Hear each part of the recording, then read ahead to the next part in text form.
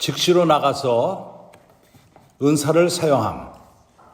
마태복음 25장 14절서부터 30절. 25번째 메시지 때부터는 오늘 양식에 나오지 않는 말씀인 것입니다. 그럼에도 불구하고 어떠한 책으로 나올 수 있습니다. 이거 또 스톱했어. 이거 만졌더니 스톱했어. 됐어. 그거 만지면 안 돼요.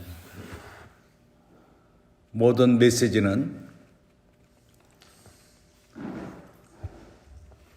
24메시지까지는 주어지고 이제 다른 책에 또 주어질 것입니다. 책으로 주어질 것입니다. 그러나 매우 중요한 것은 어떤 교회들이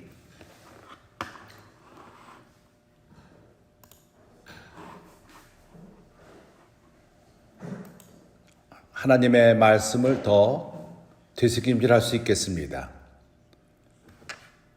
오늘은 주님의 날입니다. 주님이 형제님들을 전부 축복하시 바라고 모든 물질을 갖고 주님을 존귀케 하기를 원합니다. 그분이 우리에게 주신 모든 것을 갖고 그분의 사역의 일이 될 수 있도록 전진할 수 있도록 헌금할 수 있겠습니다. 우리가 하나의 씨앗으로서 드릴 수 있겠습니다. 그리고 우리는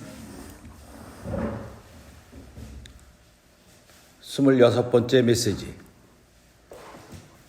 달란트의 비유, 그것은 마태복음 25장 14절서부터 30절. 이러한 비유는, 달란트의 비유는 주님께서 하나의 질문한 것에 대한 답인 것입니다. 이 질문을 물어보겠습니다. 24장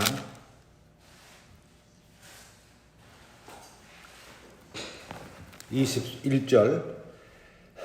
예수께서 성전에서 나와 갔을 때 제자들이 성전 건물들을 가리켜 보이려고 나오니 종교 인도자들이 반역을 하고 주님을 저버리고, 그러게 주님께서는 성전에서 나오시고 예루살렘에서 나오셨습니다. 그들이 주님이 두 번째 오실 적에 다시 주님을 보게 될 것입니다. 너희 집이 황폐케 되리라고 주님은 말씀했습니다. 주님은 예루살렘을 저버리고 성전을 저버리고 24장 1절에서 예수께서 성전에서 나와 가실 때 제자들이 성전 건물들을 가리켜 보이려고 나오니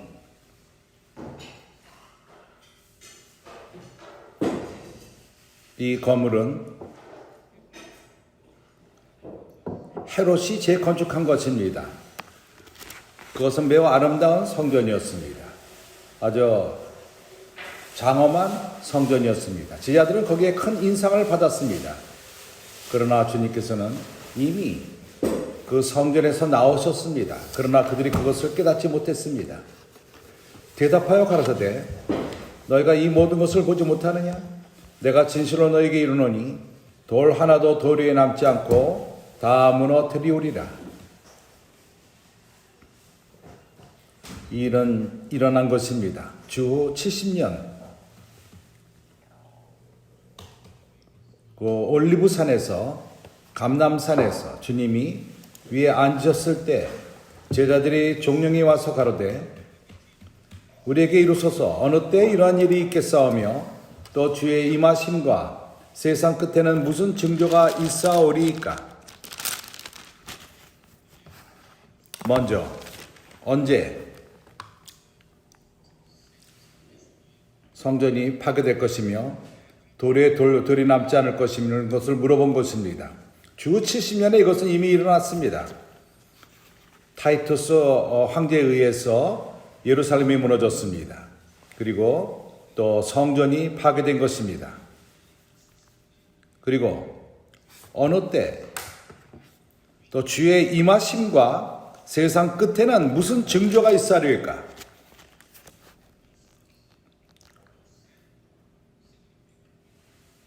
그것은 마지막 때를 말하는 것입니다. 그때 예수께서 대답하여 가라사대 세 부분으로 대답하셨습니다. 첫 번째는 유대인들을 향한 답. 마태복음 24장 4절서부터 31절. 그분은 마지막 때 징조에 대해서 주님의 두 번째 오심을 말씀하셨습니다. 유대인들에게 어떠한 일이 있을 건가 하는 것을 말씀하신 것입니다. 24장 32절서부터 마태복음 25장 30절, 그것은 주님께서 한 답인데, 주님의 오심에 대한 답, 그거는 교회를 향한 답인 것입니다. 그래서 교회에게 일어나는 징조, 주님의 오심에 가까웠다는 것에 대한 징조가 무엇이죠? 그것은 무화과나무의 비유이고, 그리고 마지막으로서 마태복음 25장 31절 그리고 32절서부터 46절은 마지막 때 이방인에게 일어나는 것을 말하는 것입니다. 이것은 다음 주에 우리가 교통할 것입니다. 그래서 교회를 향한 답에서는 그것은 달란트의 비유로서 오늘 주어지는 교통을 통해서 끝이 나는 것입니다. 주님의 오심에 대해서, 마지막 때에 대해서 하나님은 우리에게 무화과나무의 비유를 주셨습니다. 그러나 나는 모두에게 경고하기 원합니다. 교회에게 일어나는 일, 그것은 세상에 또한 일어납니다. 교회가 앞장섭니다. 왜 그렇죠? 24장 14절에 이렇게 말합니다. 이 천국 복음이 모든 민족에게 증거되기 위하여 온 세상에 전파되리니 그제야 끝이 오리라. 그래서 천국 복음을 교회가 전할 적에 그것이 마지막을 결정한다는 것입니다. 마지막에 어느 것을 산출한다는 것입니다. 그래서 교회가 우리에게 계시하심을 따라, 그분의 말씀을 계시하심을 따라 교회는 그것을 쫓습니다. 그것을 단순함으로 행합니다. 순종함으로 행합니다. 그럴 적에 일들은 일어납니다. 영적인 일이 일어나고, 영적으로 일어나는 일들이 또한 세상에 영향을 주는 것입니다. 그 결과로서 영적인 전진에 따라 세상의 일들이 일어납니다. 그렇기 때문에 우리에게는 책임이 있습니다.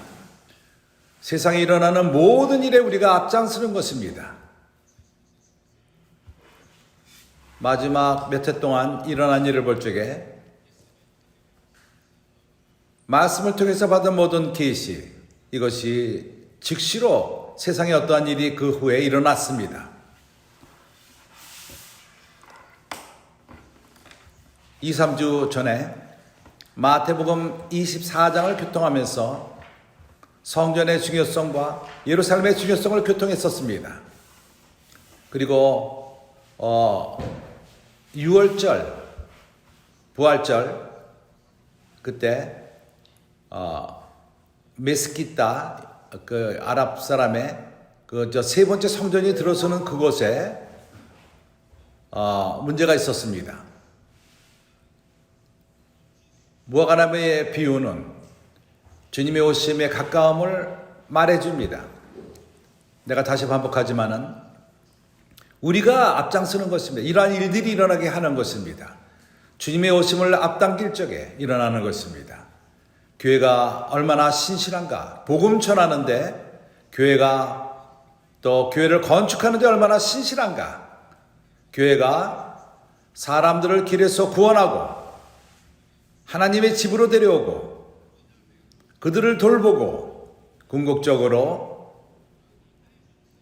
주님의 전을 건축하며 하나님의 안식하는 곳을 주님의 안식처를 오늘날까지 만들 적에 2000년이 교회가 지난 지 2000년이 지났지만 아직까지 건축이 되질 않았습니다. 우리에게는 이 교회를 건축할 사명이 있는 것입니다. 그래서 교회가 그 교회의 사명을 다 이룰 적에 천국 복음을 전하고 온 땅에 전하고 교회를 건축할 적에 그때야 끝이 올 것입니다. 우리가 그 마지막에 대해서 기억하는 것은 여기 말하는 마지막은 대환란의 오물 말하는 것입니다. 나는 그때 여기 있기를 원치 않습니다. 대환란 이전에 들림받기를 원합니다. 그래서 우리는 일합시다.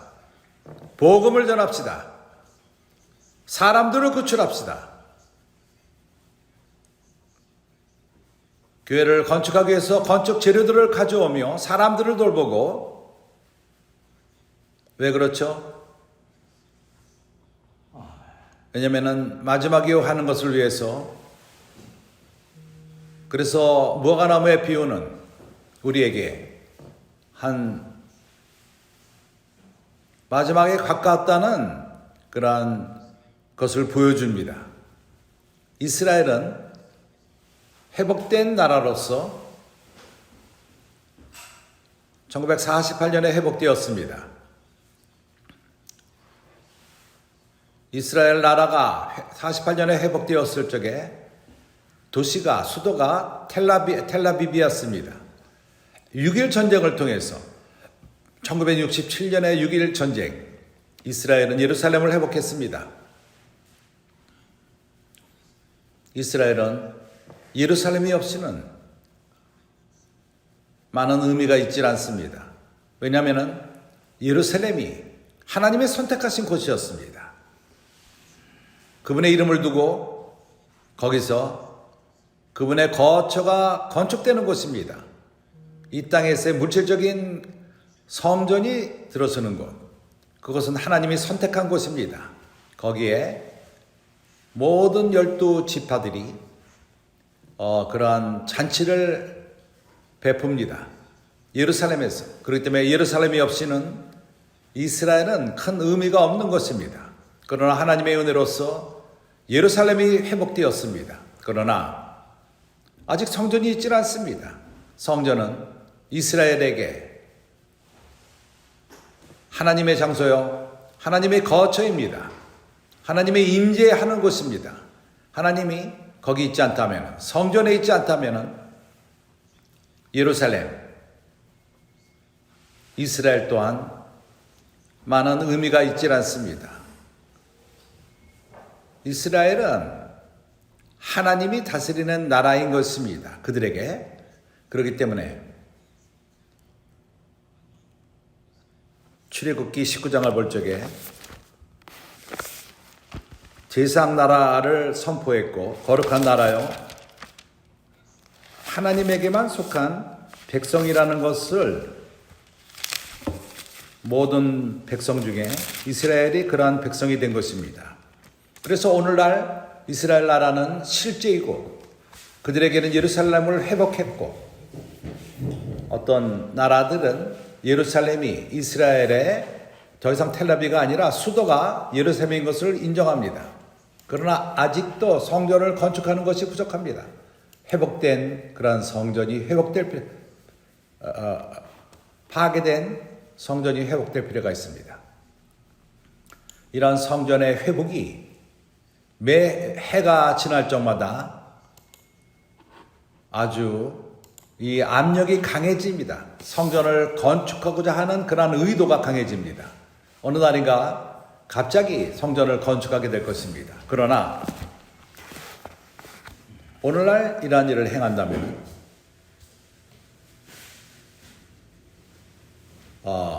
전 세계 3차 전쟁이 일어날 수도 있습니다. 그렇지만은 멀지 않았습니다. 왜 그러냐면은 이것이 예언되었기 때문인 것입니다. 어떠한 일이 일어날 것이고 이제 한 사람이 나타날 것입니다. 이러한 능력 있는 자, 이러한 거래를 그가 할 것이고 능력 있는 그가, 영향력이 있는 그가 한 그곳에서 언약을 맺을 것이고 이스라엘이 성전을 질 수 있게 될 것입니다. 이러한 사람이 나타날 적에 7년 예약을 할 것입니다. 이러한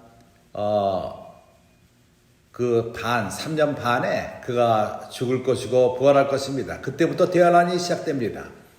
그래서 언약이 맺어지면 우리에게는 약간의 시간이 남습니다. 그분은 비밀스럽게 오실 것입니다. 그 순간 우리는 이기는 자로서 들림을 받게 될 것입니다. 나는 거기에 참석하기를 원합니다. 그렇기 때문에 멀지가 않습니다. 우리가 해야 되는 것은 우리는 끼어 있을 필요가 있습니다. 주님이 무화과나무의 비유를 말씀하신 다음에 끼어 있으라고 얘기를 했습니다. 근신하라고 말했습니다. 온 세상이 참으로 하루하루 매일매일 삶으로써 잠들 것입니다. 마취될 것입니다. 먹고 마시고 시집가고 장가가고 그리고 세상 끝이 없는 것처럼 삽니다. 그리고 홍수가 왔을 적에 모두를 놀래키기에 왔습니다. 주님이 비밀스럽게 오심은 많은 사람에게 비밀스럽게 오는 것입니다. 그러나 우리에게는 비밀스럽지가 않습니다. 왜냐하면 우리는 끼어있기 때문인 것입니다. 이 땅에서 끼어있기 때문인 것입니다. 그렇기 때문에 어떻게 우리가 끼어있죠? 45절 우리에게 보여줍니다. 충성되고 지혜 있는 종이 되어 주인에게 그 집 사람을 맡아. 나는 간 예수를 믿은 사람인데요. 나는 아직 청년입니다. 나는 아직 충분히 무리지 않아서 주님 오실 적에 비밀스러운 그때 들림받지 못할 것 같습니다. 그러나 여기서 당신이 들림받을 수 있는 기회를 말합니다. 충성되고 지혜 있는 종이 되어 주인에게 그 집사람들을 맡아 때를 따라 양식을 나눠줄 자가 누구뇨? 당신은 복음을 전하고 있습니까? 당신을 위해서 기도해도 됩니까? 당신은 권선의 일을 행하고 있습니까? 이러한 접촉을 교회로 데려옵니까? 그리고 그러한 접촉들을 양육합니까? 자매들의 그러한 그물침과 그리고 형제들이 기도하는 형제들 교회 돌봄 그러한 사람들을 받아서 합당한 시간에 그들에게 양식을 나눠주는 것입니다. 주님이 오늘 오신다면 당신이 신실하게 하나님이 당신에게 맡긴 사람들을 잘 공급한다면 당신은 이기는 자가 될 것입니다.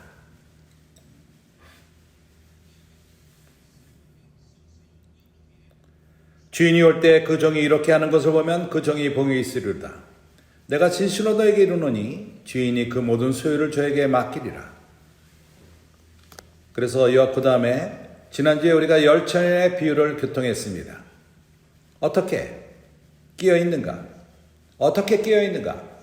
끼어있는 것은 오늘날 끼어있을 수 있는 것은 바로 등불을 켜는 것입니다.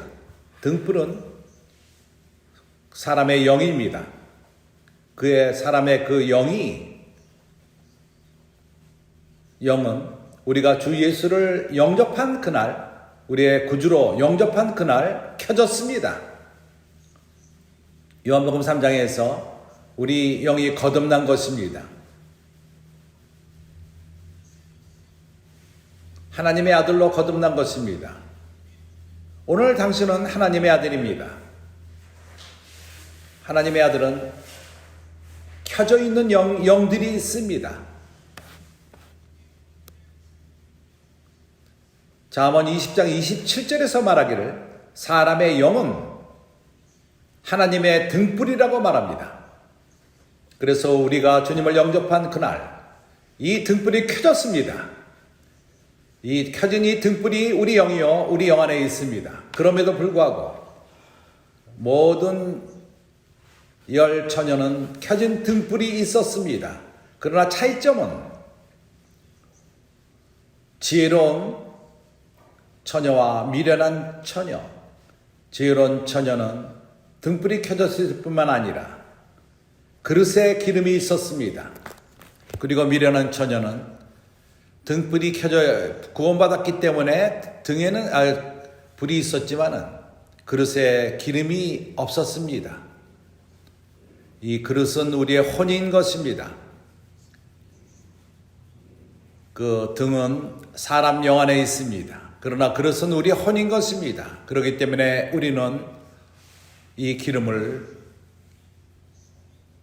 하나님의 영이 우리 혼을 채우도록 허락할 필요가 있습니다. 우리 혼을 충분히 채우도록 우리의 생각, 감정, 의지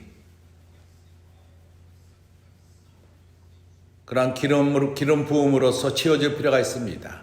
하나님의 영으로 채워질 필요가 있습니다. 그리고 변화를 받을 필요가 있습니다. 아멘. 하나님의 영은 바로 하나님 자신인 것입니다. 하나님은 오늘날 우리 영 가운데 거하십니다. 로마서 8장에서 이것을 분명히 말합니다. 그분에게 속한 자, 그들은 하나님의 영이 있다고 말합니다. 그리스도의 영이 또한 있다고 말합니다. 그리스도가 또한 그 안에 거한다고 말합니다. 이 예수를 죽은 자 가운데 살리신 영이 또한 그들 가운데 거한다고 로마서 8장가 말합니다. 이것을 집에서 한번 읽어보십시오. 로마서 8장 9절서부터 11절 한번 읽어보겠습니다.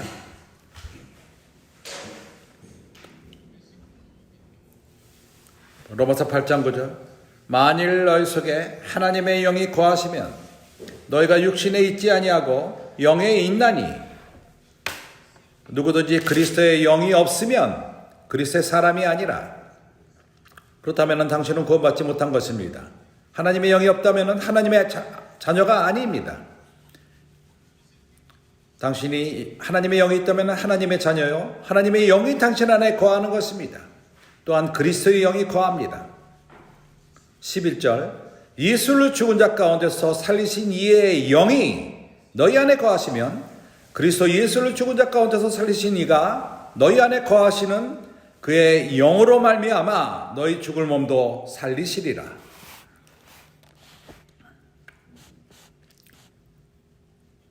그렇다면 예수를 영접했을 적에 구주로 영접했을 적에 당신은 주님의 이름을 불렀습니다. 우리의 주로 불렀습니다. 그때 어떤 일이 일어났죠? 하나님의 영, 그리스도의 영, 그리스도 우리 영 가운데 거하게 된 것입니다. 그렇지만은 그러한 당신의 영을 한 손님 방으로 꽉 닫아놓고 주님을 거기에 가둬놓지 마십시오. 당신은 주님을 초대할 필요가 있습니다. 오늘날 우리 영 안에 계신 주님을 우리 모든 집안의 다른 방에 들어갈 수 있도록 그것은 당신의 혼인 것입니다. 주님이 우리 생각 안으로 들어올 수 있도록 당신의 감정 안에 들어올 수 있도록 당신의 의지 안에 들어갈 수 있도록 어떻게 이런 일이 있을 수 있죠? 그분을 초대하십시오. 누가 이런 능력이 있습니까? 당신 안에 있습니다. 당신의 생각은 능력이 있습니다. 결정할 능력이 있습니다. 당신의 혼이 그것으로 기울일 수 있도록 당신의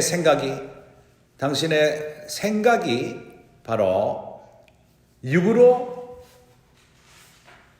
쏠린다면 죽음으로 갈 것입니다.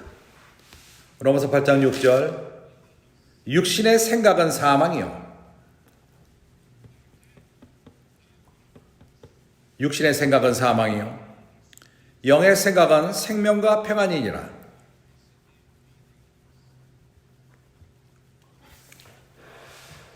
그래서 골로새서 3장에서는 바울은 말합니다.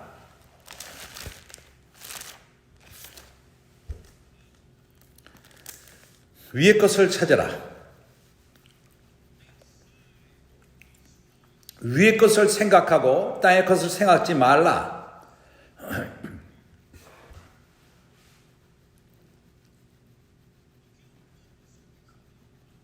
하루 종일 우리 생각을 차지하는 것이 무엇입니까? 이 땅의 것들입니까? 그렇다면 당신은 당신의 생각을 육으로 향한 것입니다. 당신이 구원받은 때까지 당신은 인간으로서 육 가운데서만 살았습니다. 왜냐하면 당신에게 거듭난 영이 없었기 때문인 것입니다. 당신은 습관적으로 그러한 생각 가운데 산다면 그것은 습관인 것입니다. 그러나 주님을 영접한 이후에 당신은 다른 사는 방법을 배울 필요가 있습니다. 지금까지 살던 방식으로 사는 것이 아니라 이제 우리 생각을 영안에 둘 필요가 있습니다. 당신의 생각을 영안에 둘 적에 당신은 영으로부터 생명과 평강을 얻게 될 것입니다. 우리의 인간의 영을 말하는 것입니다. 여기서 말하는 영은 인간의 영, 그 안에 하나님의 영이 있습니다. 당신의 인간의 영이 바로 손님을 받는 그러한 방인 것입니다. 하나님이 거기 있습니다. 그리스도가 거기 있습니다. 그래서 그 손님방을 열어서 우리 생각을 글로 향해서 초대하십시오. 당신의 살라로, 당신의 방으로 초대하십시오. 초대하지 않겠습니까? 그래서 우리의 생각을 영으로 기울 필요가 있습니다. 향할 필요가 있습니다. 그럴 적에 하나님의 영이 기름으로써 우리 혼 안으로 흘러들어올 것입니다. 이러한 하나님의 영이 우리 혼을 채울 것입니다. 우리 혼을 변화시킬 것입니다. 그래서 로마서 12장은 말합니다. 너희 생각을 새롭게 함으로 변화를 받아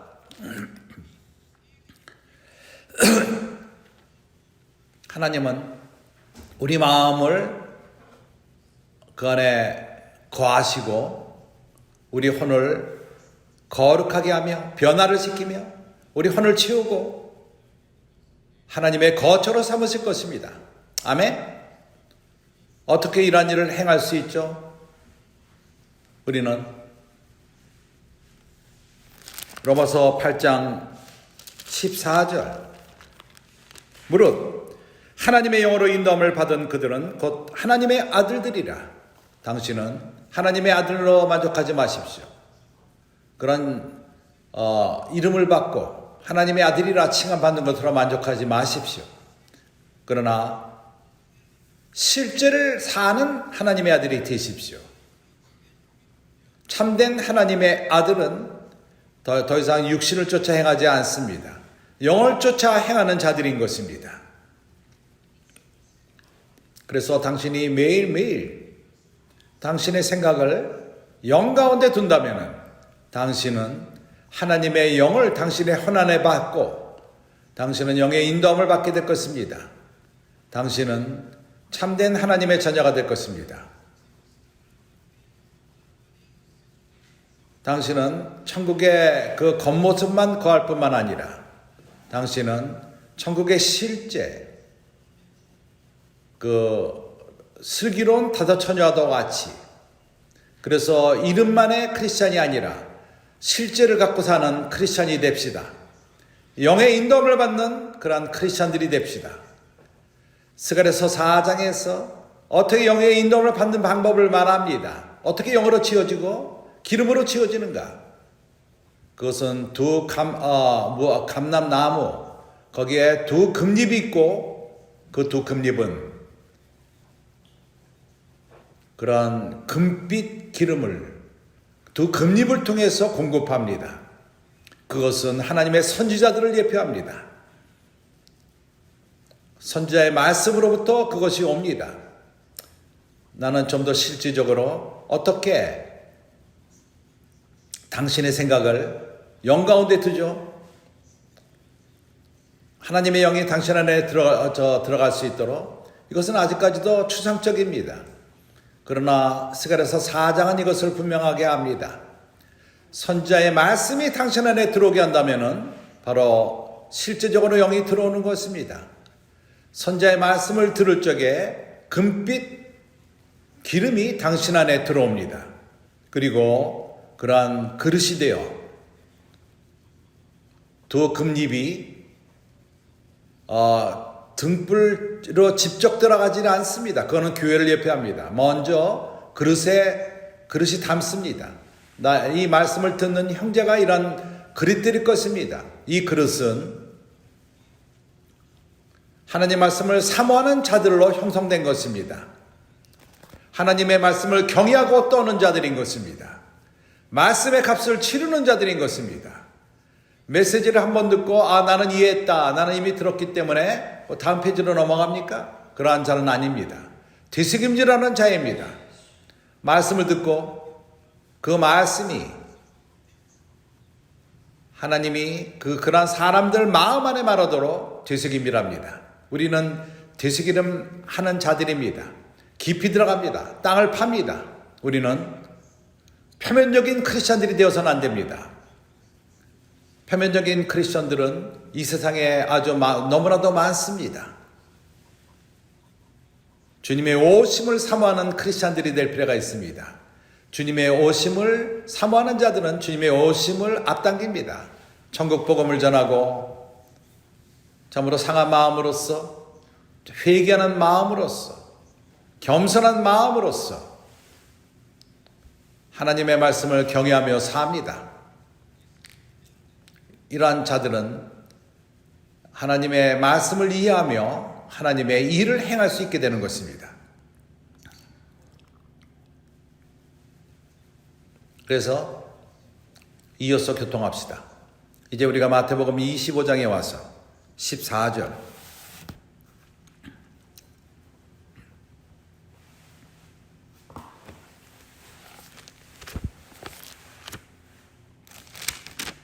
(25장 14절) 또 어떤 사람이 타국에 갈 때 그 종들을 불러 자기 소유를 맡김과 같으니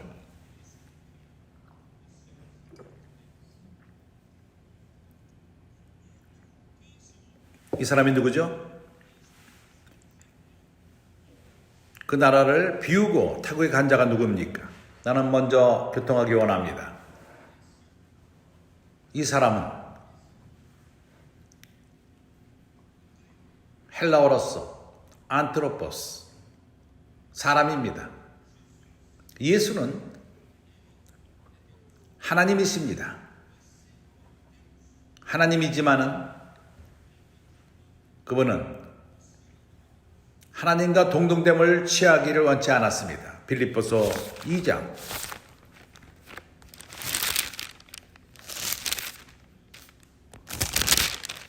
5절 너희 안에 이 마음을 품으라.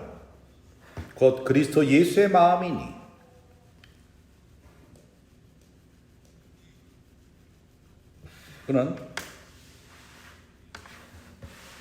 그분은 존재하십니다. 태초부터 계십니다. 하나님의 형태로 계십니다. 그는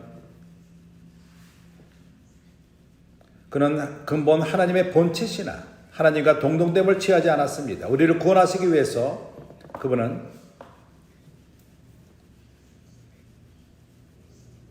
그분의 하나님의 위치를 주장하지 않았습니다. 7절에 오히려 자기를 비워 종의 형체를 가져 사람들과 같이 되었고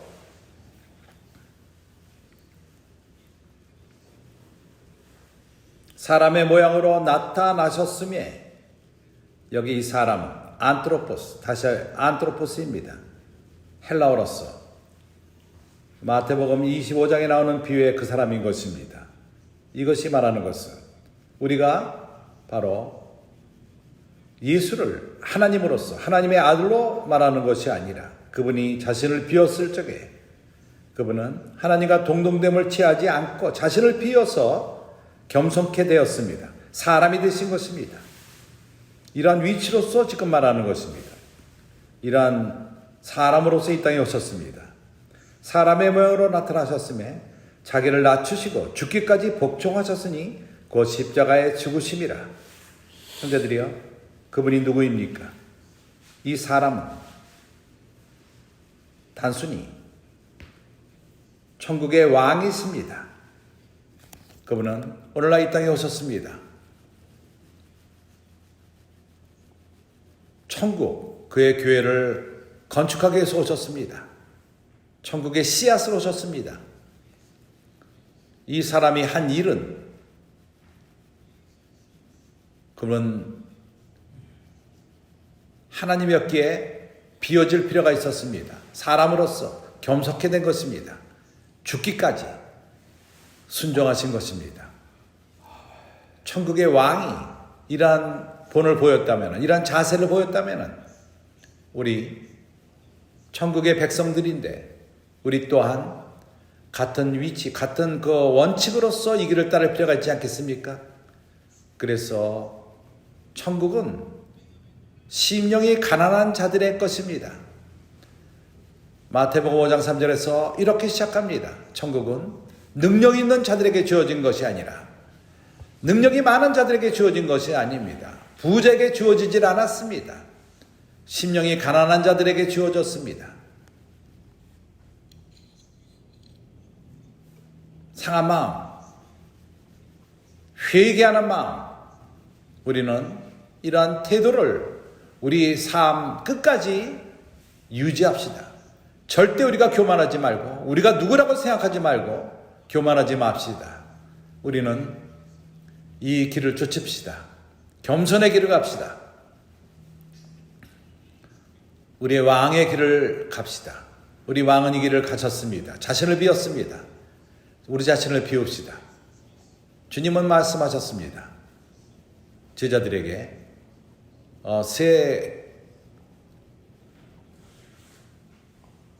주님이 죽고 부활의 길을 갈 것을 이미 미리 언급하셨습니다. 마태복음 16장 21절.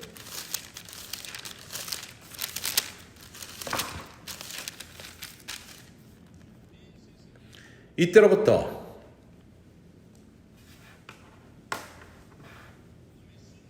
예수 그리스도께서 자기가 예루살렘에 올라가 장로들과 대제사장들과 서기관들에게 많은 고난을 받고 그럴 필요가 있다는 것을 말했습니다. 예루살렘으로 가서 고난을 받고 대제사장과 장로들에게 고난을 받고 죽임을 당하고 제3일을 살아나야 할 것을 제자들에게 비로소 가르치시니, 형제들이요, 그분은 제자들에게 이렇게 말한 것입니다. 필요하다고 말했습니다. 이 일을 할 필요가 있다고 말했습니다. 그분이 예루살렘에 갈 필요가 있고 그분 스스로는 갈릴리에 머물 수도 있었습니다. 베다니까지 가서 거기에 사랑하는 자들 집에 거할 수도 있었습니다. 그는 예루살렘에 가기를 원치 않을 수도 있었습니다. 그러나 이것이 필요한 것입니다. 예루살렘으로 갈 필요가 있었습니다. 그분이 죽고 부활하지 않는다면 우리가 존재하지 않을 것이기 때문입니다. 사람은 구속될 길이 없었습니다. 구원을 받을 길이 없었던 것입니다. 그러나 하나님의 은혜로 그분은 죽고 부활하셨습니다. 그리고 우리로 하여금 우리의 구속을 이루신 것입니다. 우리가 교회가 되고 이제 건축될 수 있는 것입니다. 그렇기 때문에 참으로 필요했습니다. 그분이 고난을 받으실 필요가 있었고 예루살렘으로 가서 고난을 받으실 필요가 있었습니다. 그분이 예루살렘에 갔을 적에 거기서 또한 좋은 영접을 받지 않고 참으로 고난을 받을 것을 알았습니다. 그분은 이제 두 번째로 이것을 언급할 적에 마태복음 17장 22절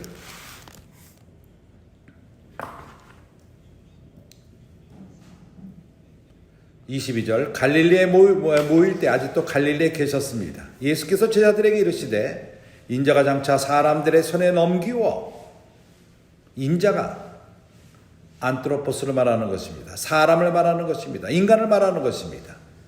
인자가 장차 사람들의 손에 넘기어 그분이 하나님의 위치로 왔다면 어느 누구도 하나님은 사람의 손에 고난을 받을 수가 없습니다. 그러나 인자로서 하나님의 아들로서 그가 인자로서 사람 손에 넘기어 그들이 주님을 죽이고 죽임을 당하고 제3일에 살아나리라 하시니 제자들이 심히 근심하더라. 크게 근심했습니다. 그렇지만은 우리가 구원을 받는 큰 열쇠인 것입니다.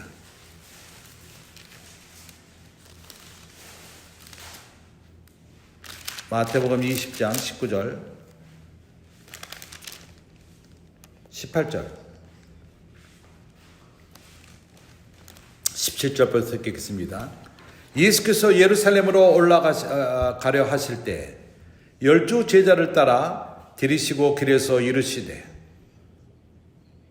보라 우리가 예루살렘으로 올라가리니 인자가 다시 한번 인자를 말합니다. 인자가 대제사장들과 서기관들에게 넘기움에 저희가 죽이기로 결단하고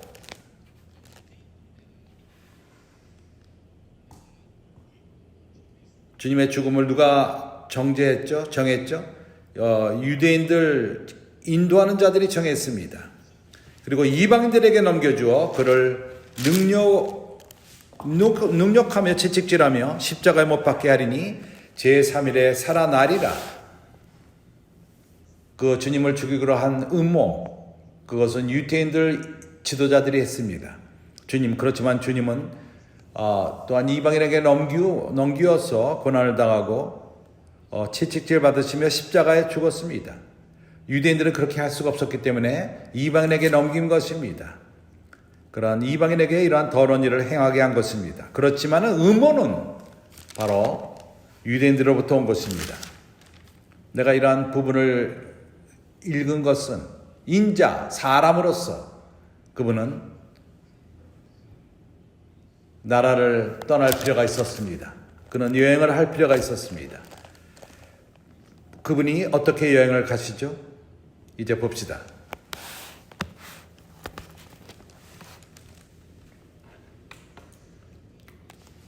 그리고 왜 주님이 죽을 필요가 있었죠?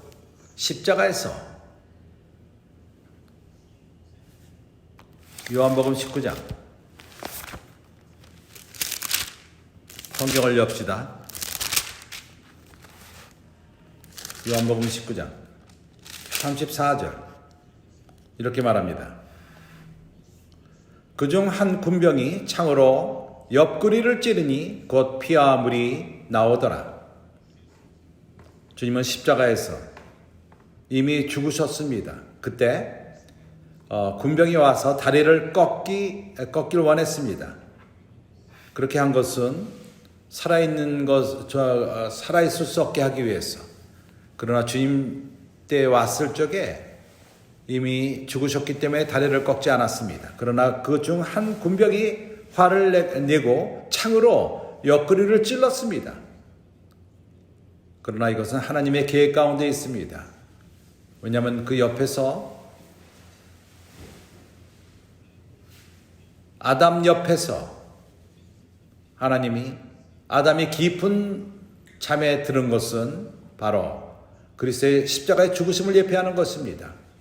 아담의 옆으로부터 갈비뼈 하나를 취하여 바로 이 갈비뼈를 갖고 여자를 건축한 것입니다. 이것의 예표는 주님의 옆에서 교회 건축물을 산출한 것입니다. 여기서 나온 것은 바로 피와 물인 것입니다. 피는 무엇을 원한 것이죠? 구속을 위한 것입니다. 하나님은 교회를 지인들이 건축할 수가 없습니다. 교회가 건축될 수가 없습니다. 그렇기 때문에 요한복음 1장 29절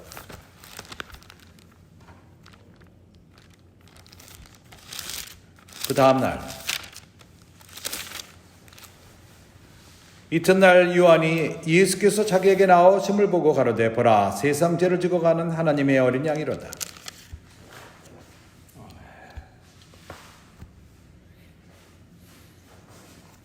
에베소서 1장 17절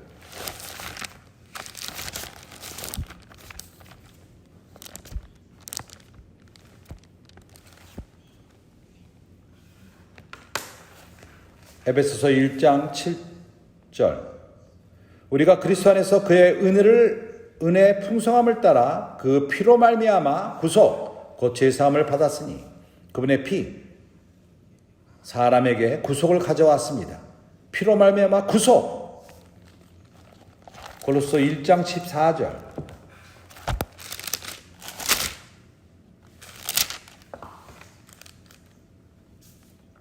그 아들 안에서 우리가 구속 곧 제사함을 얻었도다.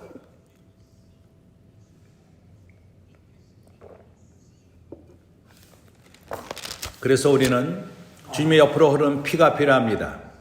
우리의 구속을 위해서 피가 필요합니다. 히브리서 9장 22절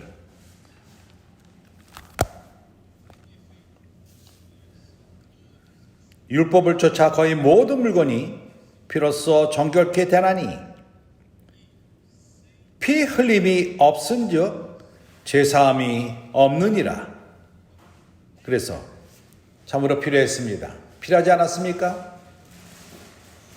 그분이 고난을 당하시고 그 제사장들과 서기관들에게 고난을 당할 필요가 있었습니다. 그리고 죽으실 필요가 있었습니다. 십자가에 달리시고, 왜냐하면 주님이 십자가에서 흘리신 피가 바로 우리 죄로부터 구속하고 우리가 구원을 받은 것입니다. 그뿐만 아니라 우리의 의롭다함을 위해서 로마서 3장 24절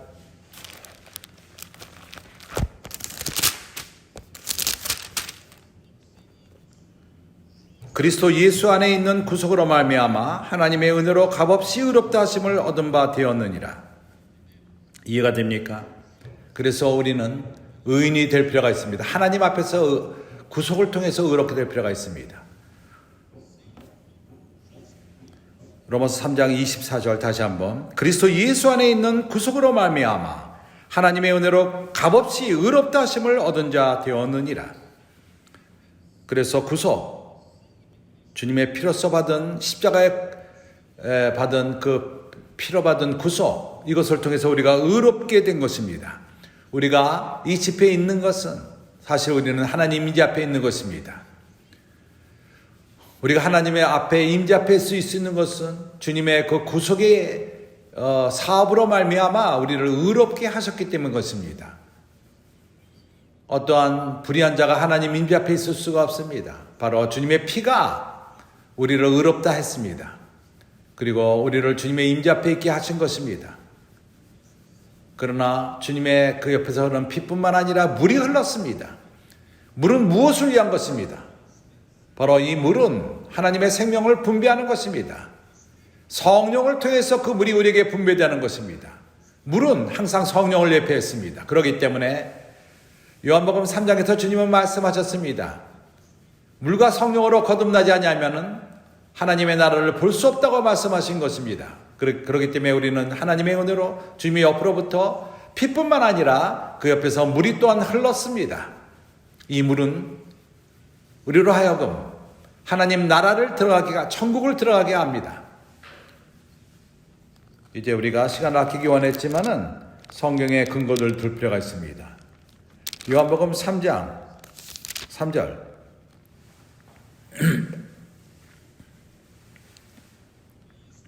예수께서 대답하여 가라사대 진실로 진실로 내게 이르노니 사람이 거듭나지 아니하면 하나님 나라를 볼 수 없느니라. 어떻게 거듭나죠? 5절에 예수께서 대답하여 하시되 진실로 진실로 내게 이르노니 사람이 물과 성령으로 거듭나지 아니하면 하나님 나라를 들어갈 수 없느니라. 하나님의 은혜로 주님 옆에서 흐르는 그 물, 우리에게 기회를 주신 것입니다.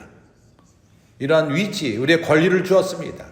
하나님의 생명을 영접할 수 있는, 받을 수 있는 그 하나님의 성령을 통해서 그러한 권리를 주신 것입니다. 육으로 난 것은 육이지만은 성령으로 난 것은 영입니다. 어떤 이들은 잘못 전합니다.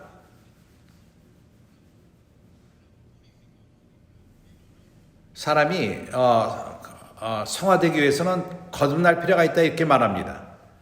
죽었다가 다시 산다고 말합니다. 그러나 어떤 누구도 죽었다 다시 살아난다 할지라도 좋아지지가 않습니다.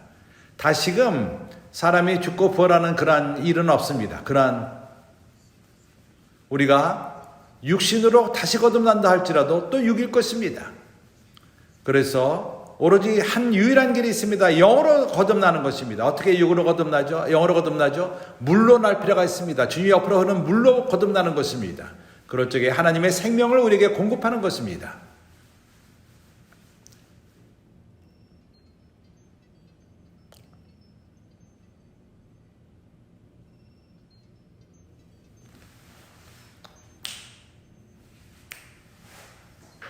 전화가 와요.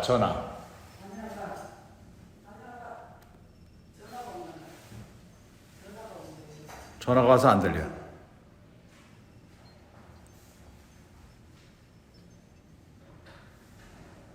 그렇기 때문에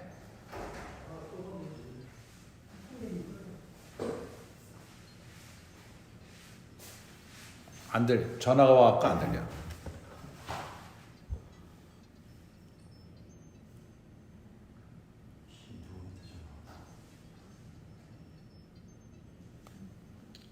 전화를 빨리 받아요. 전화 안 왔는데. 전화 왔어요, 지금? 전화 왔어요? 전화 소리가 들려 지금. 그 말씀이 안 들려. 뭐야? 아니 이거 저거지. 아이씨. 이건 전화가 아니고. 계속 안 들려. 아니 이거는 저거야. 알람이지. 말씀이 안 들려 지금. 다시 켜야 돼. 주님의 구속, 사람을 하나님 앞에서 의롭게 하는 것입니다. 그뿐만 아니라 그 옆에서 물이 흘렀습니다. 하나님의 생명을 사람에게 분배한 것입니다. 교회는 그리스도는 교회를 사랑했기 때문에 이러한 일을 행하신 것입니다. 자신을 하나님께 드렸습니다. 그래서 우리를 거룩하기 위해서 에베소서 5장 26절, 아직도 우리 안에는 많은 육이 있습니다. 육신의 성분이 있고 죄의 성분이 있습니다. 옛사람의 성분이 있습니다. 옛 창조가 있습니다. 하나님은 우리의 본질을 바꾸기 원합니다. 그분의 본질을, 거룩한 성분을 우리 안에 첨가하기 원합니다. 이것이 바로 거룩함의 과정인 것입니다. 하나님은 우리를 거룩하게 하고 있습니다. 물로써 씻어 말씀으로 깨끗하게 하사 거룩하게 하시고, 에베소서 5장 26절 이런 일이 있을 적에 하나님의 본질이 우리 안에 들어오며 우리의 성분이 나갑니다. 이렇게 변화되는 것입니다. 이러한 메타볼리즘, 영적인 메타볼을 통해서 그럴 적에 주님이 어떻게 더 거룩하게 하죠? 계속 봅시다.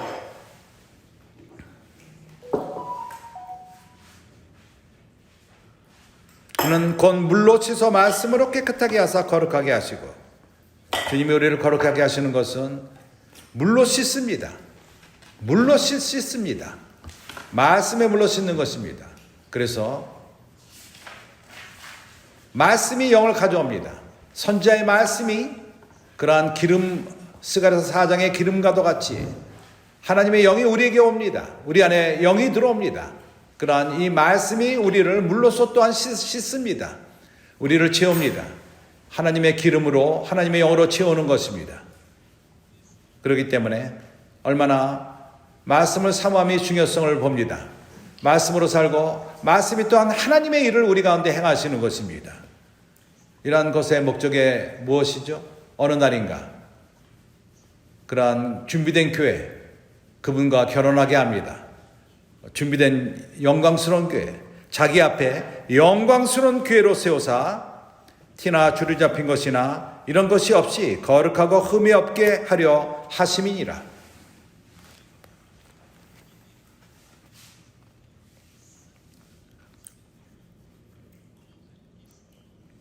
이러한 일을 주님이 우리 가운데 행하십니다. 그분은 곧 오실 것입니다.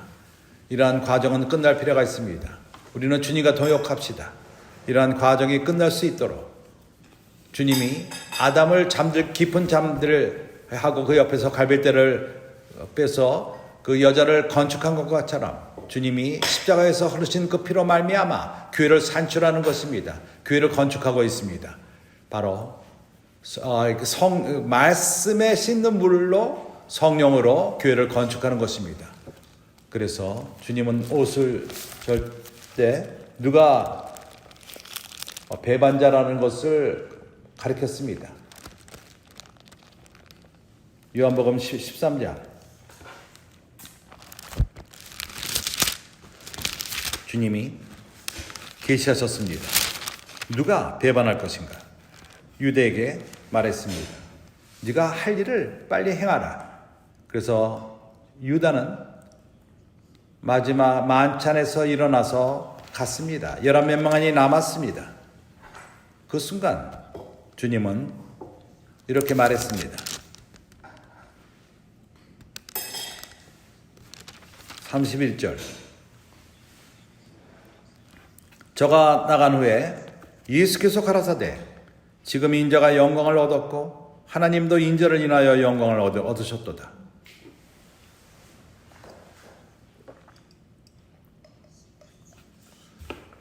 그에게 하나님이 거룩함을 받았다면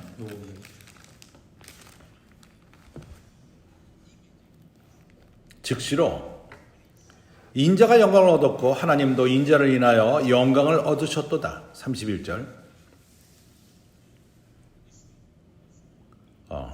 32절 만일 하나님이 저로 인하여 영광을 얻으셨으면 하나님도 자기로 인하여 저로 영광을 주시리라고 곧 주시리라.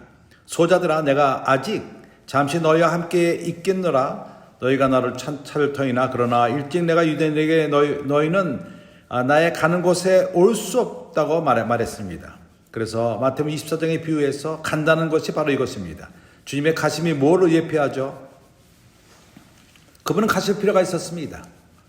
주님의 죽으심을 언급한 것입니다. 그래서 14장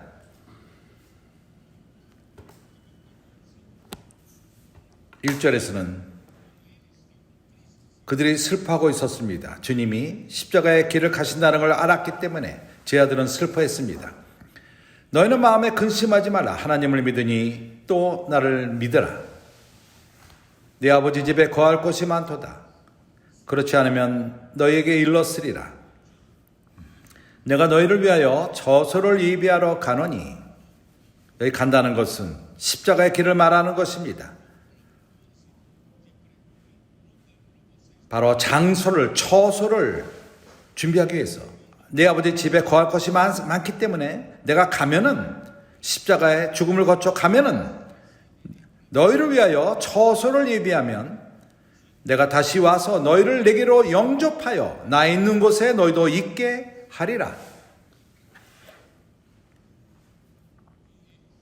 나는 간다. 그리고 죽을 것이다. 십자가에 죽을 것이다. 그러나 나는 돌아올 것이다. 그리고 너희들을 나에게로 영접할 것이다. 여기 돌아옴은 바로 주님의 부활을 예표하는 것입니다. 그래서 3번이나 나는 3일에 부활한다는 것을 마태복음에서 3번이나 언급한 것입니다. 3일날 부활할 것을 그분은 언급하셨습니다. 그분은 가서 죽으시고 제자들이 동반할 수가 없었습니다. 주님만이 그 길을 갈 수 있었습니다. 그러나 그분이 돌아오십니다. 왜 돌아오시죠? 바로 제자들을 그분 안으로 데려가기 위해서. 그렇게 함으로써 그분이 나 있는 곳에, 그분이 있는 곳, 바로 주님이 제자들을 데려가는 곳은 그분이 있는 곳으로 데려갑니다. 주님이 어디 계셨죠? 나 있는 곳에 너희도 있게 하리라. 11절. 내가 아버지 안에 있고 아버지께서 내 안에 계심을 믿으라. 그렇지 못하겠거든 행하는 그 일을 인하여 나를 믿으라. 예수는 항상 아버지 안에 있었습니다. 예수는 아버지와 떨어진 적이 없었습니다. 아버지와 아들은 하나였습니다. 어떻게 구분할 수가 없습니다. 나눠질 수가 없습니다. 주님이 어디 있었냐면은 아버지 안에 있었습니다. 주님은 육신 가운데에서 제자들이 사랑하는 제자들을 아버지 안에 데려갈 수가 없었습니다. 그렇기 때문에 그분은 죽으시고 부활하시고 제자들을 그분 안으로 영접할 수 있는 것입니다. 그분이 있는 곳으로 제자들 또한 아버지 안에 그분을 통해서 있을 수 있는 것입니다. 이해가 갑니까? 그들은 직접 아버지 안에 들어갈 수가 없습니다. 그렇지만 아들 안에 있을 적에, 주님 예수 안에 있을 적에, 그러나 예수가 아버지 안에 있기 때문에 우리가 또한 아버지 안에 간접적으로 있을 수 있는 것입니다. 주 예수여. 그래서 그분의 죽으심의 직접적인 목적은 그리스도가 사람 안에 들어오며 예수를 믿는 모든 자들이 믿음으로 사람 안으로 들어가게 되는 것입니다. 그뿐만 아니라 그리스도께서 우리 안에 들어서 우리 안에 거하고 생명을 줄 뿐만 아니라 우리가 이미 읽은 로마서 8장 9절 10절에 있습니다. 주님의 죽으심과 부활하심은 구속을 행할 뿐만 아니라 또한 우리 옛사람을 죽게끔 하며 더 이상 우리가 죄 가운데 살지 않고 하나님을 위해 살기 위해서 로마서 6장 6절서부터 10절 집에서 읽어보시기 바랍니다. 그래서 그분은 죽으실 필요가 있었습니다. 그러나 이제 언제 교회를 산출하셨죠? 그 이전에 예수는 그분이 십자가에 죽으셨을 적에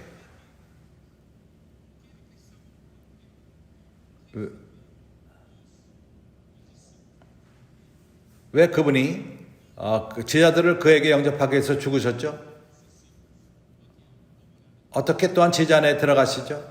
이것은 매우 흥미롭습니다.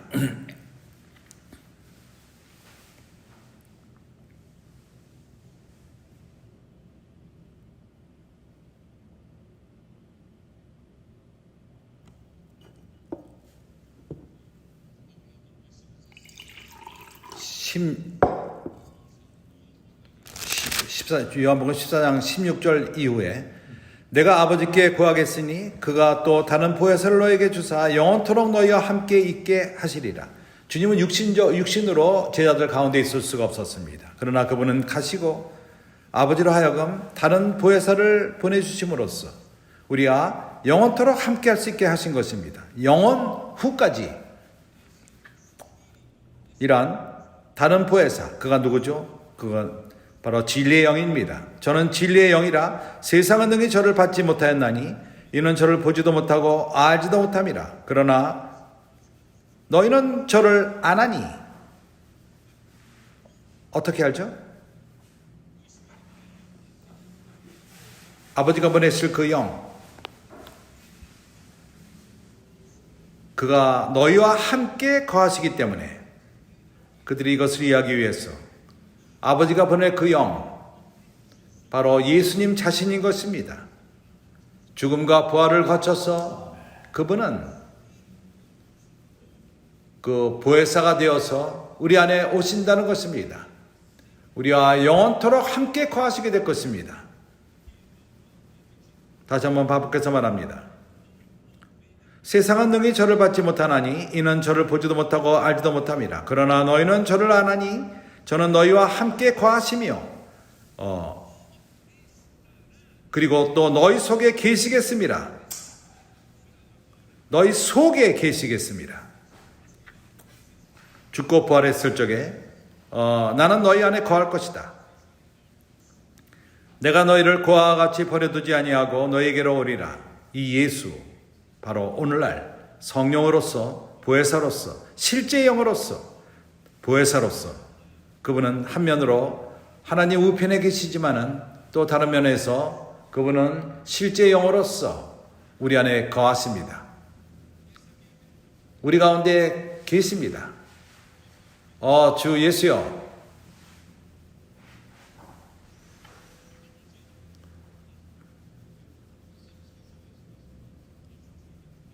요한복음 20장 어떻게 제 아들 안에 들어왔죠?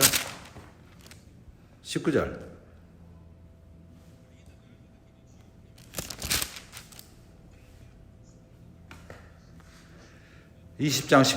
이날 곧 안식 후 첫날 저녁 때 제 아들이 유대인들에게 두려워하며 모인 곳에 문들을 닫았더니 예수께서 오사 가운데 서서 가라사대 너희에게 평강이 있을지어다. 이 말씀을 하시고 손과 옆구리를 보이시니 제 아들이 주를 보고 기뻐하였더라. 주님이 죽고 부활하신 다음에 그의 몸이 변형되었습니다. 이제 부활의 몸을 갖게 되신 것입니다.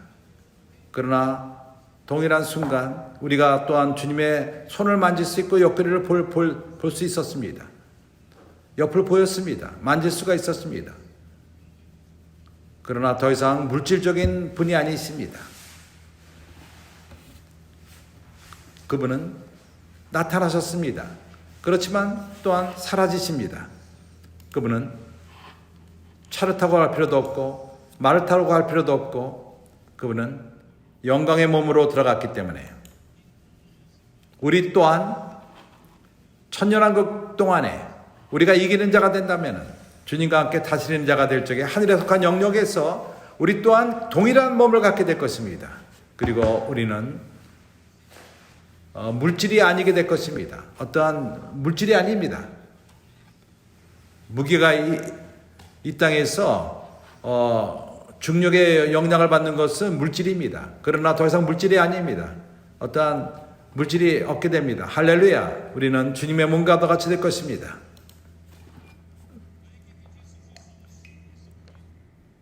그때 뭐라고 말씀하셨죠?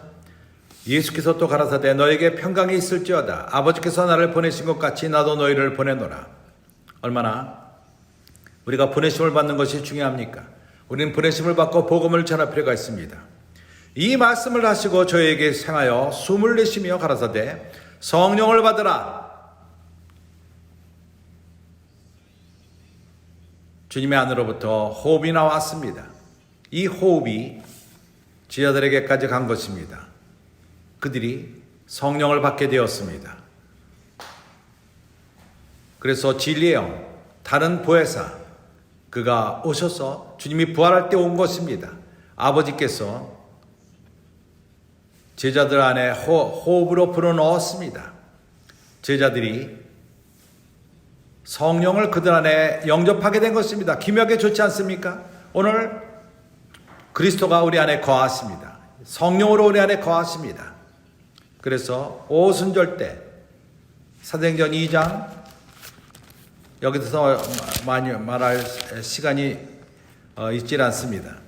오순절 때 성령이 그들에게 임했습니다. 모두가 성령 충만하게 되었습니다. 이것을 기억합니까? 사도행전 2장 이렇게 교회가 대중 앞에서 산출되었습니다.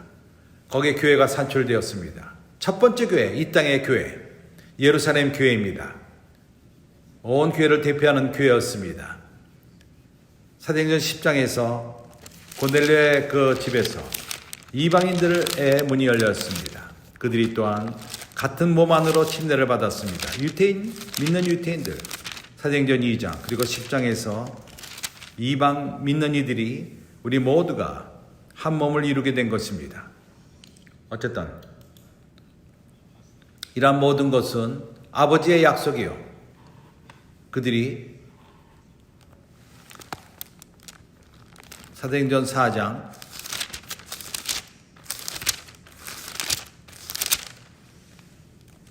사도행전 1장 4절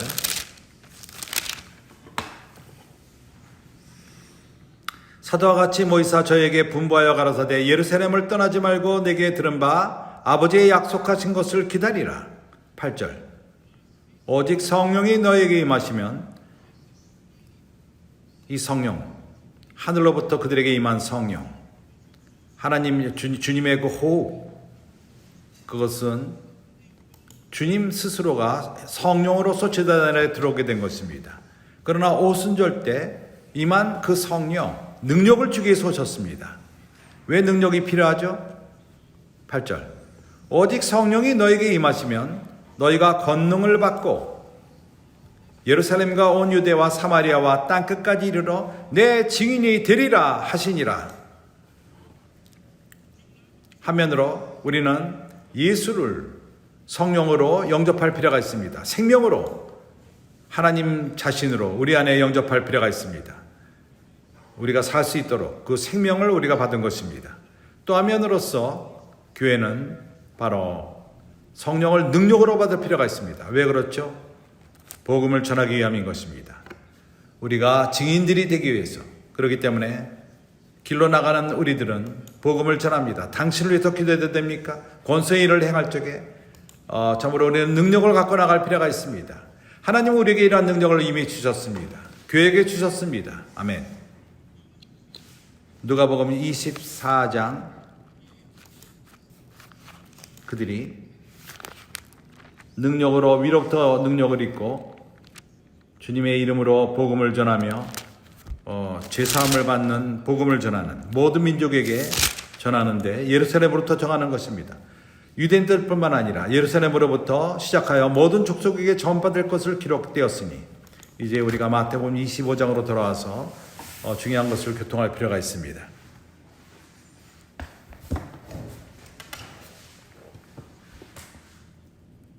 14절.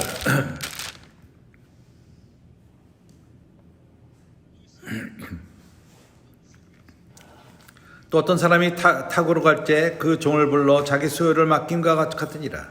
그가 떠나기 전에 그의 종들을 불러 소유를 맡겼습니다. 주님의 그 소유가 무엇이죠? 이 세상 전체가 하나님이 창조한 것입니다. 모든 것이 하나님에게 속했습니다. 그러나 여기 말하는 소유는 사람들입니다. 어떤 에게는 5달란트, 어떤 에게는 2달란트, 1달란트를 주었습니다. 각자가 그 재능을 따라, 능력을 따라, ability, 재능을 따라 그 소유를 맡겼는데, 우리로 하여금 다스리도록 여기 그 소유는 바로 그분의 죽으심을 통해서 사신 그분의 교회인 것입니다.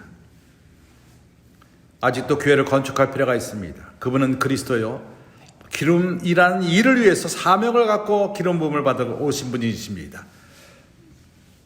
그분의 죽으심과 부활을 통해서 교회를 산출하셨습니다. 그러나 이제 이 교회는 건축될 필요가 있습니다. 이것이 바로 그분의 소유입니다. 그분의 일인 것입니다. 하나님에게는 한 사업이 있습니다. 그 아들로 하여금 행하게 했습니다. 그 아들이 그의 죽음과 부활을 통해서 교회를 산출했습니다. 그렇지만은 아직도 이 사업이 끝나지가 않았습니다. 교회가 건축될 필요가 있는 것입니다. 그래서 우리에게 우리 손에 두었습니다. 여기 종들이 누구죠? 모두가 종들이 되기를 원치 않지는 않습니다. 그러나 당신이 하나님의 종이 되기를 원합니다. 그래서 이 종들에게 달란트를 맡겼습니다. 교회를 건축하는 데 있어서 바로 교회가 건축될 필요가 있습니다. 음부의 권세가 이기지 못하도록 건축될 필요가 있는 것입니다. 이것이 바로 아들의 사명인 것입니다. 그렇기 때문에 우리에게 소유를 맡겼습니다. 이러한 주님의 그 직분을 맡기 원합니까? 우리가 교회를 건축하기를 원치 않겠습니까? 그렇기 때문에 아버지는 우리에게 맡겼습니다. 마지막 일꾼으로 우리에게 맡겼습니다.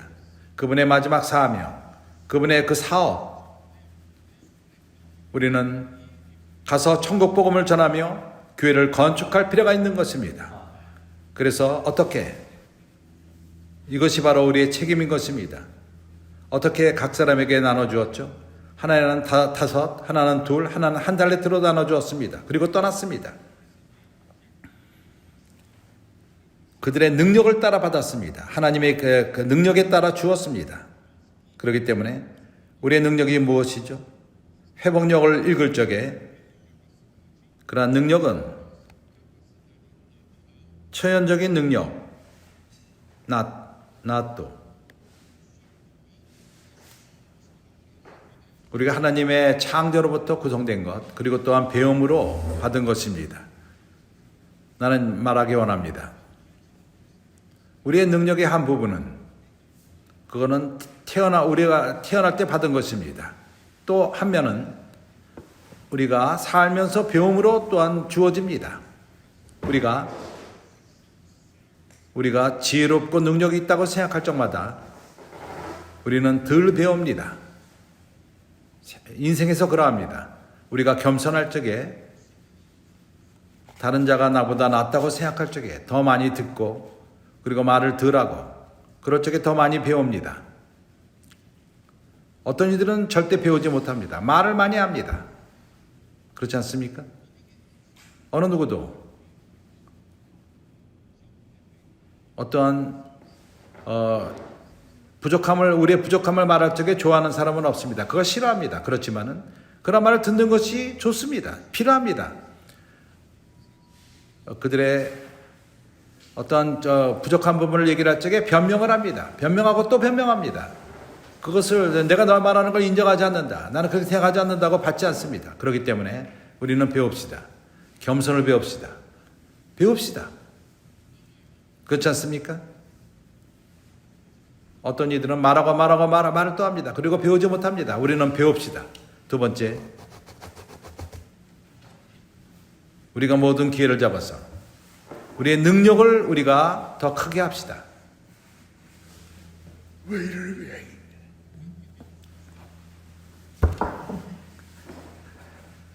날 때부터 있는 재능이 중요합니다. 그렇지만은 우리가 더 그 후에 받는 것은 더욱더 중요합니다. 하나님이 우리에게 주신 것, 태어날 때부터 그것이 주신 재능, 그것은 우리에게 달려있지 않습니다. 그러나 그 다음부터는 우리에게 달려있습니다. 우리가 추구할 수 있습니다. 그걸 늘릴 수가 있습니다. 그렇기 때문에 우리가 기회가 주어진다면 아직 청년 그리고 어린아이들, 이 말을 듣는 청년들, 당신이 어떠한 교육을 받을 적에 능력을 키우십시오. 잘 배우십시오. 어떠한 점수만 얻기 위함뿐만 아니라 한 학기를 올라가기 위함뿐만 아니라 능력을 넓힙시다. 그릇을 넓힙시다. 당신이 기회가 주어졌었다면은 좋은 교육을 받았다면은 당신에게는 기회가 주어집니다. 당신의 능력을 넓힐 기회가 주어지는 것입니다. 기억하십시오. 그러한 기회가 주어지지 않았고 좋은 교육을 받지 못했다면은 당신은 인생의 삶에서 배울 수 있습니다. 당신은 매일매일 삶을 통해서 배울 수 있습니다.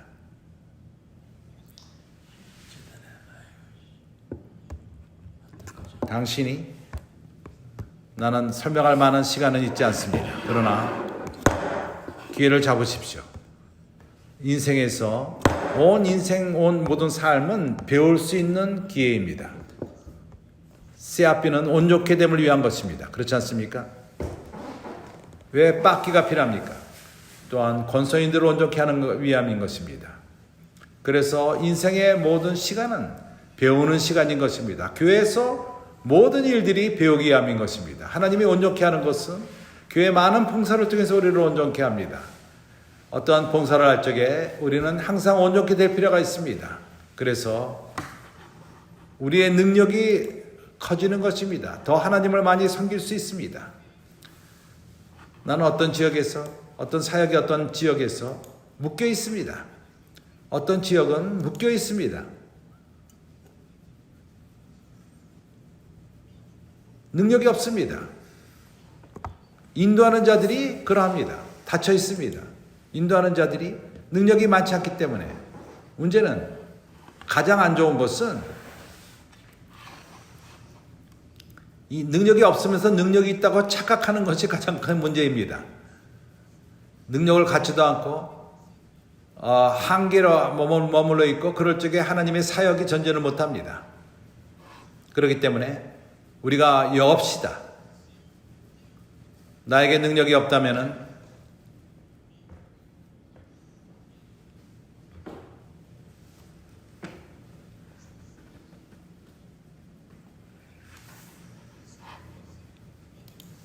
나의 약함을 깨닫고 형제들의 도움을 요청합시다. 그렇지 않습니까? 어느 누구도 다 알지 못합니다. 우리는 서로를 필요로 합니다. 그렇기 때문에 당신은 앞에 있으면서 능력이 없으면서도 다른 사람들로 하는 것을 방해해서는 안 됩니다. 그 다영제님이 항상 말씀하신 것처럼 늙은 닭이 닭도 낳지 않으면서 닭 낳는 그 장소에 앉아 있습니다. 다른 닭들이 꺽꺽꺽꺽 하면서 닭을 알 낳기를 기다리는데 그 기회가 주어지질 않습니다. 그렇기 때문에 우리가 배웁시다. 도움을 청합시다. 그렇기 때문에 우리는 교회에서 새롭게 될 필요가 있습니다. 형제들을 포함할 필요가 있습니다. 사람들을 더욱더 많이 포함하십시오. 주 예수여. 여기까지만 말할 것입니다. 그렇지 않다면 내가 과장할 것입니다. 나는 이 면을 많이 염두에 둡니다. 염려합니다.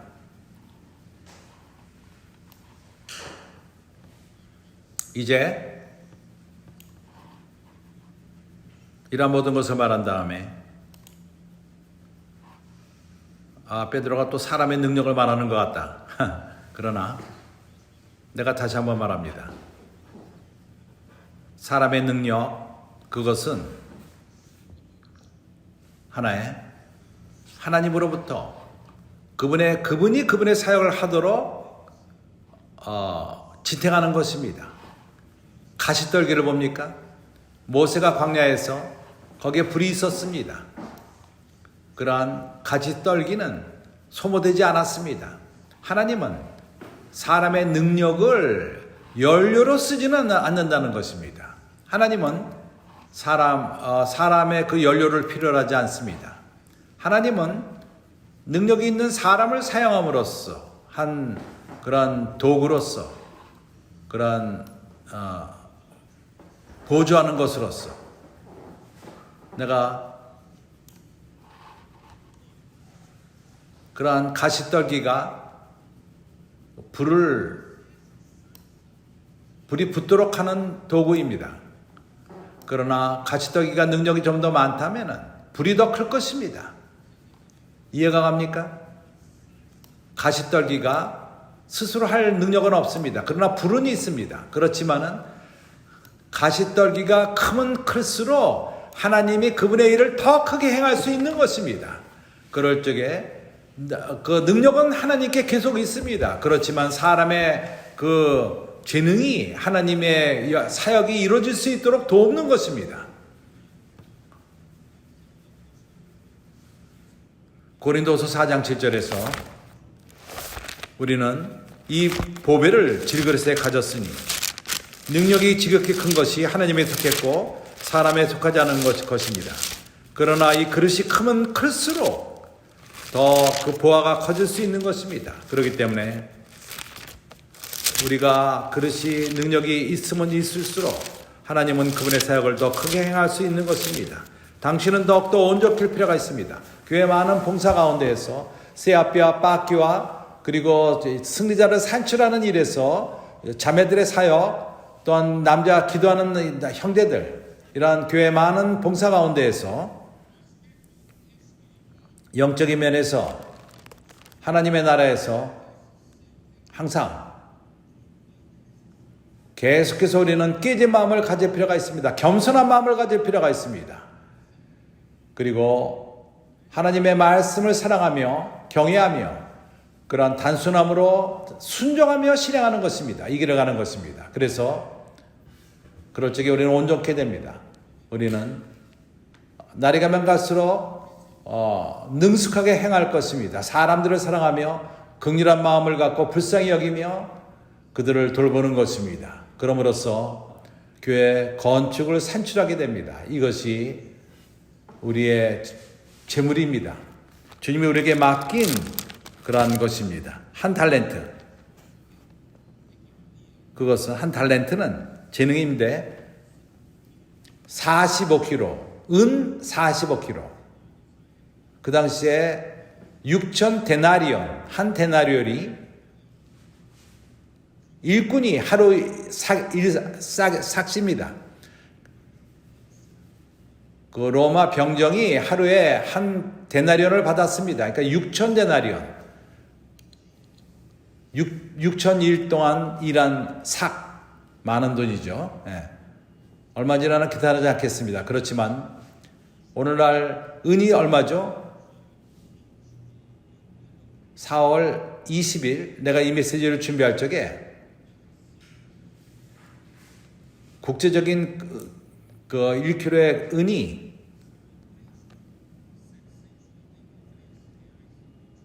3,700헤알, 한 달란트는 한 달란트 받은 자가 17만 헤알, 한 4만 불, 3만 7천. 이거 갖고 어떤 사업 할 수 있지 않겠습니까? 한 달란트가 한 3만 5천 불, 4만 불 정도가 됩니다. 두 달란트는 그렇다면 7만 불 이상 그거 갖고 사업을 시작할 수 있지 않겠습니까? 다섯 달란트는 거의 100만 헤알, 그것은 20만 불 이상이 됩니다. 그건 국제 가격입니다. 그렇지만은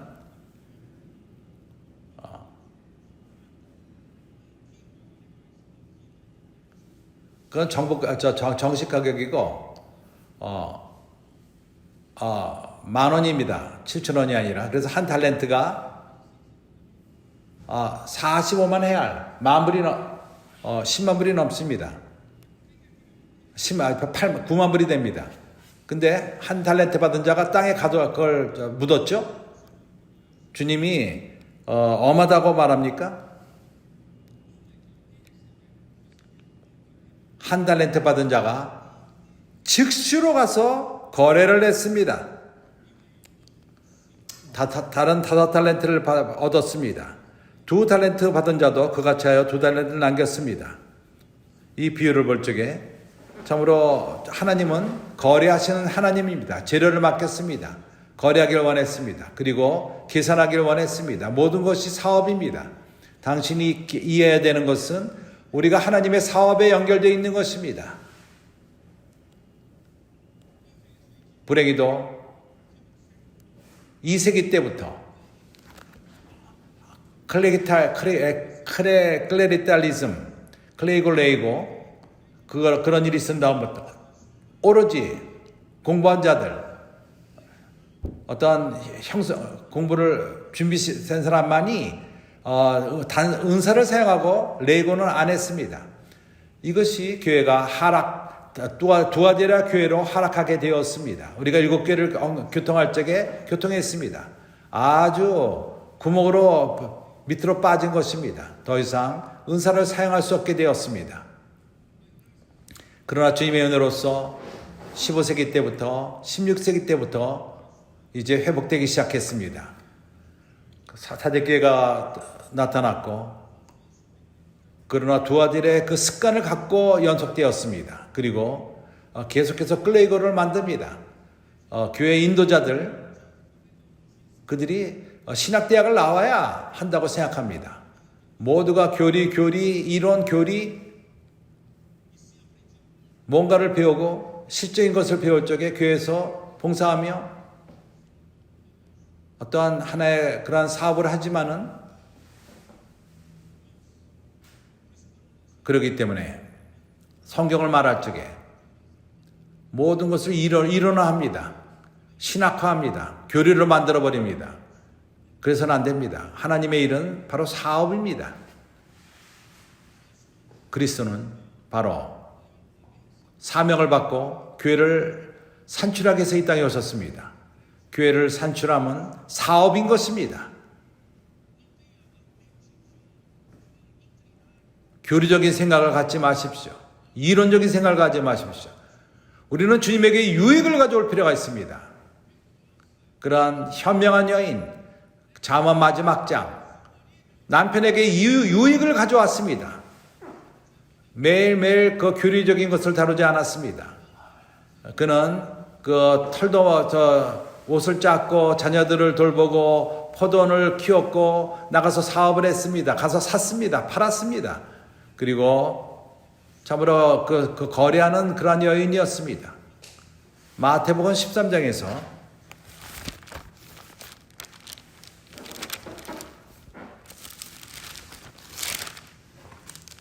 빌라델비아 교회를 언급하는 그 비유 45절, 또 천국은 마치 좋은 진주를 구하는 장사와 같으니 극히 값진 진주 하나를 만나며 가서 자기 소유를 다 팔아 그 진주를 샀느니라. 형제들이요, 우리는 신학을 옆으로 놔둘 필요가 있습니다. 빌라델비아 교회 때는 신학이 아닙니다. 빌라델비아 교회는 하나님의 일을 사업하는 것입니다. 이익을 가져오는 것입니다. 길로 나갑시다. 복음을 전합시다. 사람들을 교회 안으로 데려옵시다. 그들을 돌봅시다. 말씀으로 공급합시다. 그들이 성장하도록 돕고 교회와 함께 거룩하게 되고 교회를 건축하고 주님을 모셔오는 것입니다. 건축된 교회를 산출하는 것입니다. 구약에서 주님은 이스라엘 백성들은 포도원이었습니다. 거기서 열매를 얻기를 원했지만 열매를 찾지 못했습니다. 20세기 동안 교회의 역사도 주님에게 얼마나 많은 열매를 드렸습니까? 이제 주님에게 열매를 갖다 드릴 시간이 되었습니다. 길로 나갑시다. 복음을 전합시다. 사람들을 데려오고 그들을 온전히 돌보고 이러한 사람들을 건축합시다. 우리 함께 건축됩시다. 이럴 적에 주님에게 유익을 가져오며 이것이 바로 주님의 전을 건축하는 것입니다. 그렇기 때문에 그래서 열처녀의 비유는 핵심은 생명의 성장인 것입니다. 성령이 우리 혼으로 스며드는 것을 말하는 것이고 달란트는 이제 사역입니다. 일하는 것입니다. 주님에게 보이는 것입니다. 주님이 오실 적에 우리에게 요구할 것입니다. 네가 어떠한 일을 행했는가? 나는 저 아름다운 말씀을 많이 들었습니다. 소용이 없습니다. 얼마나 열매를 실질적으로 가져왔는가? 이걸 주님이 물으실 것입니다. 그래서 이제 이사야서 55장으로 끝내기 원합니다. 내가 메시지를 끝내지 못했습니다. 그렇지만 이사야서 55장으로 끝내기 원합니다. 이걸 통해서 보여주기 원합니다. 주님이 열매를 원한다는 것입니다. 이사야서 55장 10절, 비와 눈이 하늘에서 내려서는 다시 그리로 가지 않고 토지를 적시어서 싹시 나게 하며 열매가 맺게 하여 파종하는 자에게 종자를 주며 먹는 자에게 양식을 줌과 같이 주님이 비와 눈을 보내는 것은 아름다운 호수를 만들어서 그 옆에 집을 짓고 잘 살아가는 것이 아닙니다. 하나님이 비를 보낼 적에 바로 이 땅을 적시기 위한 것입니다. 열매를 위한 것입니다. 열매 산출을 위한 것입니다. 사람에게 양식을 나눠주기 위함인 것입니다. 씨를 뿌리고 싹시 나오며 주님의 말씀을 보낼 적에 하나님의 어떤 말씀을 말할 적에 목적이 무엇입니까? 우리가 이렇게 아름다운 것을 보고 하나님 말씀을 보고 말씀이 정말 아름답다. 말씀이 매우 좋다. 이것을 위한 것이 아닙니다. 그래서 내 입에서 나가는 말도 헛되이 내게로 돌아오지 아니하고 나의 뜻을 이루며 나의 명하여 보낸 일에 형통하리라. 할렐루야.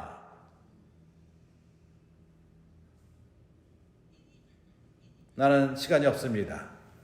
이 형제들이 이제 이 비유를 내가 다 말하지 못했지만 형제들이 이해할 것으로 믿습니다. 정말 우리가 이러한 책임, 주님으로부터 받은 책임, 이것은 아름다운 메시지를 전하기 위함이 아니라 무엇인가를 그분에게 산출하기 위함인 것입니다. 그것은 바로 교회를 건축하는 것입니다. 그렇기 때문에 우리는 주님에게 열매를 맺힙시다. 또 한면으로서 나의 그 핵심은 우리가 능력을 넓힙시다. 그릇을 넓힙시다. 우리가 온전케 됩시다. 당신이 모든 걸 안다고 생각하지 마십시오. 겸손하며 형제들의 도움을 청하며 온전케 됨을 항상 추구하며 항상 배우는 마음, 특히 청년들, 어린이들, 공부하는 자들은 기회를 잡아서 그 교육을 잘 받고 능력을 넓히십시오. 그럴 적에 기회가 주어지지 않는다면 인생의 학교에서 능력을 넓히십시오. 하나님이 당신을 더욱더 사용할 수 있도록. 예수는 주이십니다. 아멘. 아멘.